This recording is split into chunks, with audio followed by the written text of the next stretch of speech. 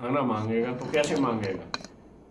3 दिन का भूखा किसी के आगे खाने की फरियाद करेगा, खाना बना रहे आप, उसके आगे कैसे मांगेगा? है ऐसी मांगे, अरे भाई खाना दे दो, 3 दिन से भूखा हूँ, ऐसे तो है कितना कितनी प्रार्थना करेगा, भैया देखो ऐसे देखो मेरे प्राण निकल जाए। तो ऐसे प्रभु से नहीं मांग सकते हो प्रभु, तुम तो अनादिकाल से प्रभु को छोड़ के बैठे हुए हो, हैं?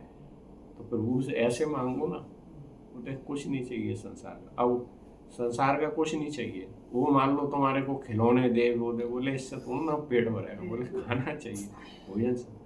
ऐसे ही संसार की वस्तुओं से थोड़ा ना कोई काम चलेगा। बोले प्रभु ये कुछ नहीं चाहिए, बस बोले बस प्रभु आप चाहिए, बस आपके सिवा कुछ नहीं। प्रार्थना में एक दर्द हो, सच्ची पुकार हो। देखो सच्ची पुकार होती है ना, 1000 वर्ष की तुम्हारी तपस्या बेकार है 2 क्षण की तुम्हारी सच्ची पुकार के आगे। इस बात को याद रखना, 2 क्षण आपने सच्ची पुकारोगे ना तो आंसू तो वैसे बहने लगेंगे। सच्ची पुकार हो रही है प्रभु के साथ, उसके आगे ना 1000 वर्ष की तपस्या बेकार है 2 क्षण की सच्ची पुकार से। बिल्कुल आप संकल्पहीन हो जाओगे, अश्रुओं की धारा बहने लगेगी। करके तो कोई देखे, जब प्रभु से हम एक होते हैं ना, उससे प्रार्थना भी करते हैं ना प्रभु के साथ में, तो प्रभु में जीवन हो जाता है। सच्ची हृदय से की हुई प्रार्थना। एक होती है रटू हुई प्रार्थना।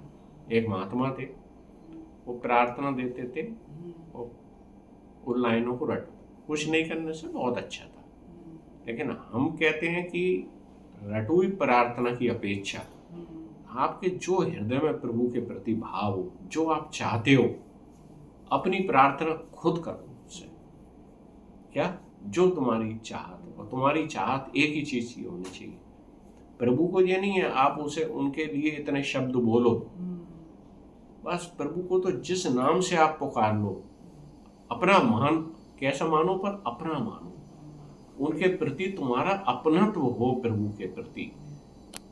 रटी रटाई नहीं है जो भी आप कहते हो, मैं कहता हूँ कि उसमें अपनत्व की भावना, जो प्रेम की भावना है ना, वो भाव होना चाहिए।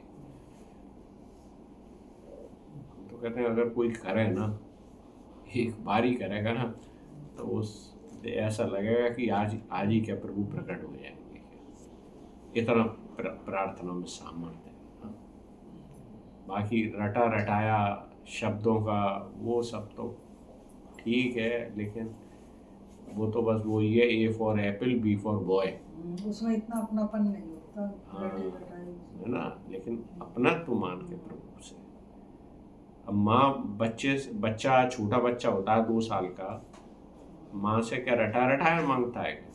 है कैसे माँ से जिद करता है वो? करता नहीं है जिद, रोज नित नहीं है रोज बताओ कितना अपना तो होता है उसका माँ से। और तुम्हारा अब तो उसी से सीख लो कि प्रभु के साथ ऐसे करो। देखो फिर आनंद आनंद ही आनंद है और एक है, क्योंकि प्रभु तो आनंद स्वरूप है तुम्हारे अपना हृदय में है। प्रभु तो दूर ही नहीं है। जब ऐसी प्रार्थना करोगे तो ऐसा लगेगा अरे देखो हम तो प्रभु को अब तक दूर मानते थे, अब तो प्रभु से ऐसा संबंध हो जाएगा कि कुछ पूछो मत। अंतर सूक्ष्म संबंध हो गया, बाहर से भले ही नहीं दिख रहे लेकिन आपको तो दिख रहेंगे, दुनिया को नहीं दिखेंगे आपको दिखेंगे। हाँ, जब आप प्रार्थना करोगे, उनसे बातें करोगे, प्रेम करोगे। अब मीरा को नहीं दिखते थे, मीरा दीवानी कहते ना, ऐसी लागी लगन मीरा हो गई मगन, वो तो गली गली गाने। क्यों? उस पर क्या था? प्रेम था, भगवान के प्रति प्रेम था। जिसके पास प्रेम है, प्रेम से बढ़कर कुछ नहीं है। क्या? प्रेम से बढ़कर कुछ नहीं। जिसको भगवान के प्रति प्रेम हो गया, फिर तो उसे प्रभु के सिवा कुछ नहीं अच्छा लगता। बस केवल प्रभु की चर्चा, प्रभु की भक्ति, बस भगवान के गुणगान, यही अच्छा लगता है बस, और कुछ नहीं।